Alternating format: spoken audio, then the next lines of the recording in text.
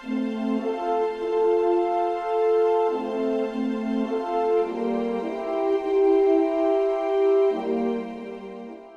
1897, Germany launched and commissioned its first four-funnel ocean liner, which was considered history's first superliner.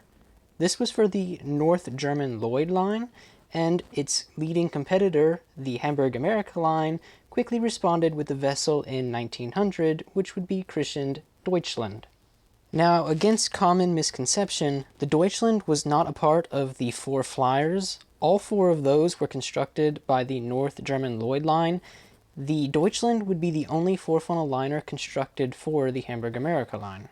The ship was incredibly fast for its time period, capable of 23.5 knots at top speed, which meant the ship rather comfortably took the blue ribbon from the Kaiser Wilhelm der Grosse and would beat its own record several times. The Deutschland would never become popular with the public, and it's not because the ship was not up to the standards of the traveling public, but rather her engines were heavily plagued and were prone to breaking down, and when the ship was running at high speeds, the ship would vibrate uncontrollably due to its ratios.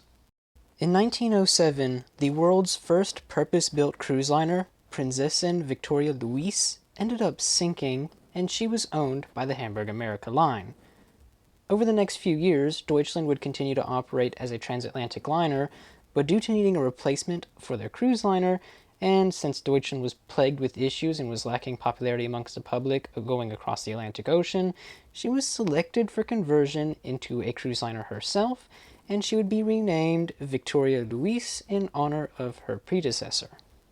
The ship's accommodations were altered to fit the cruising industry, and the engineering spaces would see the removal of several boilers, which results in a reduction in shaft horsepower, which meant that the Deutschland's 23 knot speed was no longer achievable, and ideally, this would get rid of the engineering and vibration problems, which it did.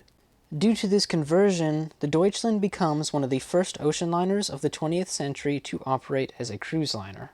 With that being said, it is now time to take a look at today's topic, and this is the owner's model of Victoria Luise.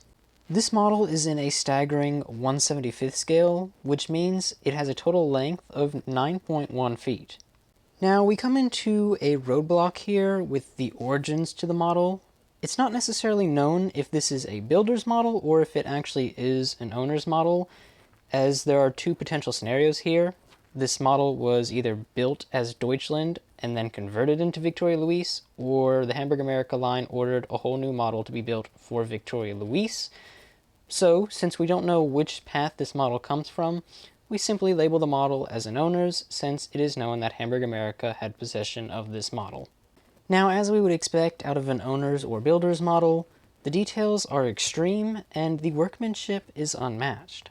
The overall condition of the model is excellent. It appears as it did when the Mariners'Museum obtained it in 1940. The only wear and tear that's noticeable, if you look close enough, is that the paint is starting to crack in some areas. However, there are no points where it is chipped or flaked away. A rather interesting thing to point out about this model is there are no visible signs of hull lifts. Now, to simplify what hull lifts are, it is a method of model making which is extraordinarily common amongst these types of models, in which there are a series of internal frames, and then there are layers of planking on the outside to form the shape of the hull. This is usually noticeable, however, on this model we do not have the noticeable features, so it could have been constructed using a less common method of model making. However, the museum is not for certain on this because the model has never been examined out of the case by the museum. What is known about its construction is that most of the model is made of wood. However, there are a few features like propellers that are made of metal. Another feature to note about this model is that the deck planks are not nibbed. Now, if the deck planks were nibbed, they would have a natural jagged look to their ends, whereas unnibbed deck planks have this beautiful curve to them. To be honest though, for its scale, it is alright that it's not nibbed, as it still looks fantastic. Now, to be honest, due to this being one of my personal favorite items in the Mariners'Museum collection, I have been praising it where it deserves it. However, there is one glaring issue with it that experts on this ship will easily notice, and it has to do with the propellers. The propellers on this model are backwards, What I mean by that is the one on starboard should be on port and the one on port should be on starboard. The reason this is important is because the pitch of the blades on the model are reversed from its real-life counterpart, which means that in real life, Deutschland would have to run its engines in reverse to go forwards, and in forward to go reverse if the propellers were set on as they are on the model. The problem is, it's not actually known why the propellers on the model are reversed from the real-life counterpart, since this is how it came to the museum in 1940, which means that Hamburg America had this model with the propellers on backwards. Other than that, I have nothing to criticize on this model. It is a fantastic piece, and it is the first model that people come across when they enter the model ship galleries, so it is a central display draw-in.